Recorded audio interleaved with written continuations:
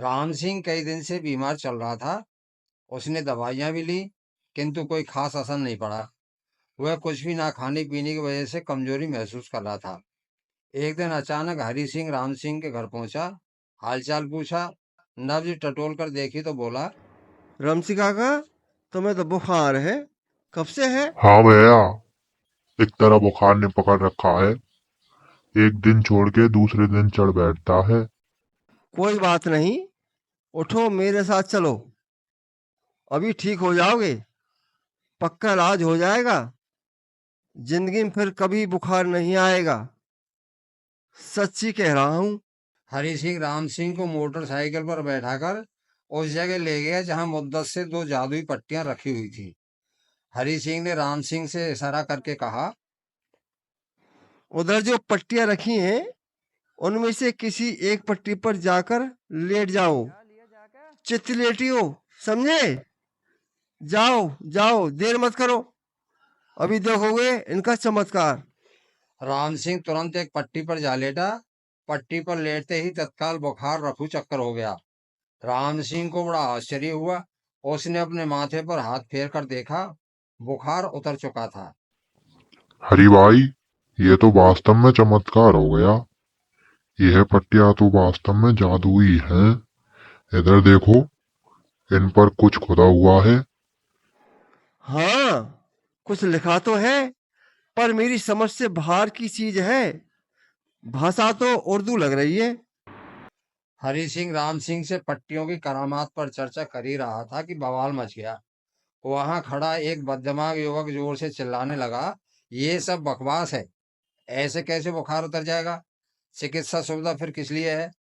हरी सिंह ने उस युवक को समझाते हुए कहा, भैया, ये सब आस्था और विश्वास की बात है। अभी तुम्हारे सामने मरीज ठीक हुआ है ना?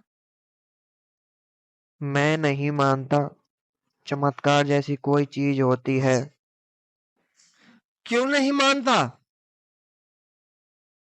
मैं खुद देखूंगा। क्या देखोगे? कैसे देखोगे? जब इन पट्टियों पर लेटने से बुखार उतर सकता है, तो इन पर बैठने से बुखार चढ़ भी तो सकता है। करके देख ले। हाथ कंगन को आर से क्या और पढ़े लिखे को फार से क्या। युवक कुछ देर तक एक पट्टी पर बैठकर हट गया, इधर उधर टहलने लगा। उसने सोचा कुछ भी नहीं हुआ। फिर वो अचानक धड़ाम से जमीन पर गिर पड़ा। उसे मूर्छा आ गई। हरी सिंह ने उसे छूकर देखा। उसे तेज बुखार था। हरी सिंह ने तुरंत पास खड़े एक व्यक्ति को बुलाया। दोनों ने युवक को उठाकर एक पट्टी पर लेटाया। तुरंत उसका बुखार उतर गया और होश भी आ गया। उसी समय एक दूसरा युवक जूते उतारकर दूसरी पट्टी पर चढ़कर खड़ा हो गया। खड़ा होते ही पट्टी बहुत जोर से थरथराई, जैसे भूचाल आ गया हो।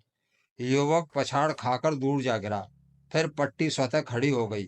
फिर कभी दाईं ओर और कभी बाईं ओर झुक जाती थी, मानो उस युवक को दबाकर मारना चाहती हो। युवक भयभीत होकर भाग खड़ा हुआ। पट्टी आहिस्ता आहिस्ता जमीन पर पूर्ववत स्थिर हो गई। इन पट्टियों पर पास गांव के मुखिया की नीयत फिर गई। मुखिया दोनों पट्टियों को उठवाकर अपने घर ले जाना चाहता था। वह सोच रहा था इन जादुई पट्टियों की बदौलत खूब मालामाल हो जाएगा और दूर दूर तक शोहरत फैल जाएगी। वह अपने कुछ कारिंदों के साथ गाड़ी लेकर पट्टियों के पास जा पहुंचा। एक बार तो कारिंदों ने अपनी पूरी ताकत लगा दी, पर पट्टियां हिली तक नहीं। आखिरकार मुखिया उन पट्टियों को गाड़ी में लदवा कर घर ले गया। फिर क्या था, उसके ऊपर मुसीबतों का पहाड़ टूट पड़ा। उसके घर में मौतें होने लग गईं। मुखिया घबरा उठा और उन पट्टियों को ले जाकर वहीं रखाया जहां से उठवा कर ले गया था। उसने पट्टियों से क्षमा मांगी। जिन लोगों ने पट्टियों को उठवाने में मदद की थी, वे बुखार से पीड़ित हो गए। सबने बारी बारी पट्टियों पर लेटकर जान बचाई।